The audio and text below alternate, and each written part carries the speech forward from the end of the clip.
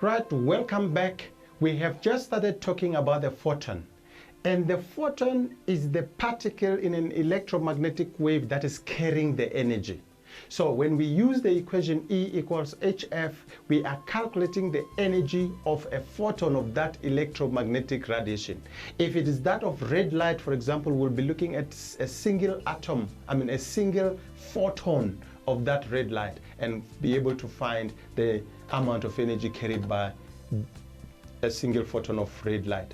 And another thing that we need to get and understand here is that the energy carried by a photon is constant. It remains the same for the same type of electromagnetic radiation.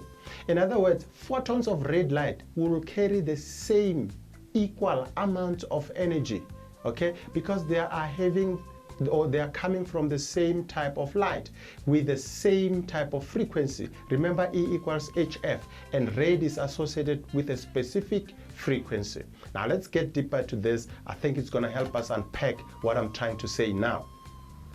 So we know that it is the photon that is carrying the energy, and this energy carried by a photon is associated with a specific frequency. And for that reason, we say that this energy is quantized.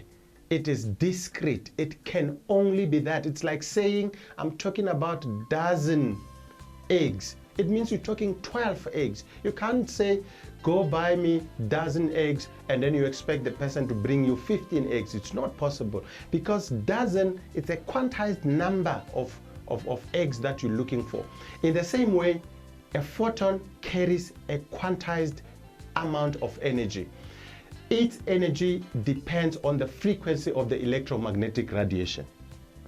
Okay, so photons of the same light, e.g. red, should carry equal amounts of energy according to this equation there. All right, now if you're looking at the number of photons of red light, say you've got 5, it means if you want to get the total amount of energy carried by 5 photons of red light, you need to multiply the energy carried by 1 photon of red light by 5. Okay, here, if we want to modify this equation here to accommodate what I've just said, we would say that for total amount of energy carried by a number of photons of the same light should be given by that E equals NHF, where N is the number of photons that you are talking about for that particular light. Okay, right, now let's have a look at how we can find this energy of a photon, or energy carried by a photon. Yellow light, this is an example. A yellow light of wavelength 625 nanometers is emitted when an electron moves from energy level 4 down to energy level 3 in an atom. Calculate the energy released by the electron. Now, first of all, we are given, let's write down what we're given here. We are given lambda, we are told wavelength, it's 625 nanometers. And we know this must be 625 by 10 to the power minus 9 meters when we convert it, right? What we are also given that is not said here, what we should always know is that electromagnetic radiation or waves travel at a constant speed c of 3 by 10 to the power 8 meters per second.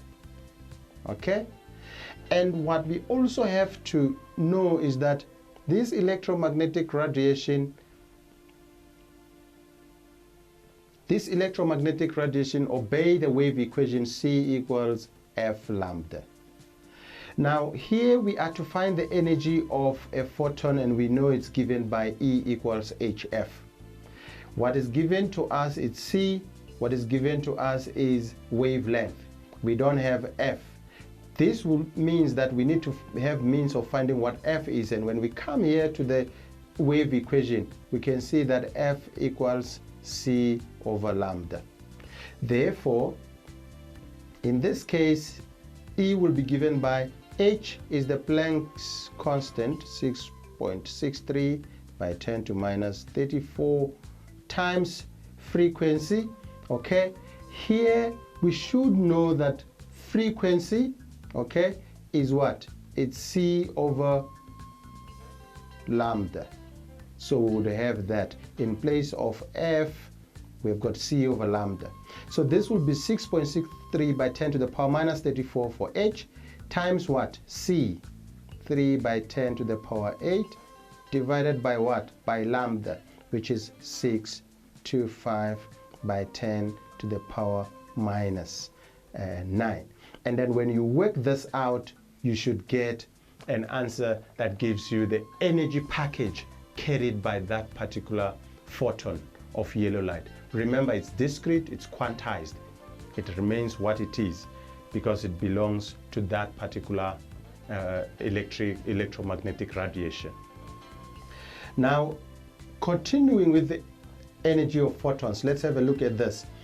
How fast does the electron move from energy level 4 to energy level 3? This is a teasing question. Why do I say this? Remember, electromagnetic radiation or electromagnetic waves move with constant velocity. So you don't have to trouble yourself and calculate here. This is moving at the speed of light, which is 3 by 10 to the power 8 meters per second. It must be moving at that speed because it exhibits an electromagnetic radiation. Okay? Does the electron need a medium when moving from energy level 4 to energy level 3? No, it doesn't need it because electromagnetic radiation move in space, in a vacuum. They don't need a medium to be moving in. So they don't, okay? The answer is no. EM needs no medium, okay, to move in. They don't need a medium to move in. Okay, this energy we're talking about of a photon is very small, and for that reason we make use of something called electron volt to explain it, to use it. And what is this electron volt? 1 electron volt equals 1.6 by 10 to the power minus 19 joules. So we should be able to convert from electron volts to joules or from joules into electron volts, making use of this knowledge here.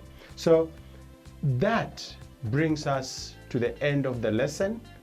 Understand about the electron volt, conversion, the use of the equation E equals HF, and that you can fiddle with F to use C over lambda for F.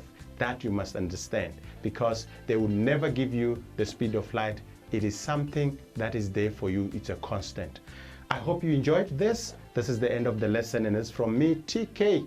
It's bye-bye.